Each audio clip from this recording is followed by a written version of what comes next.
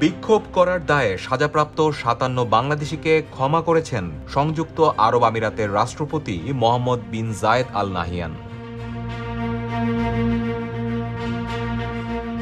শিগগিরই তাদের বাংলাদেশে ফেরত পাঠানো হবে।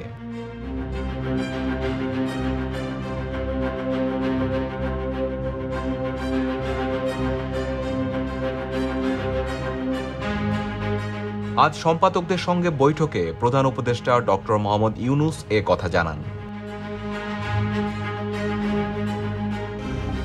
দুবাই ভিত্তিক ইংরেজি দৈনিক খালিজ টাইমস জানান, ইউএইর attorney general chancellor doctor Hamad Al Shamsi সাজা কার্যকর বন্ধ এবং ফেরত পাঠানোর প্রক্রিয়া শুরুর আদেশ জারি করেছেন।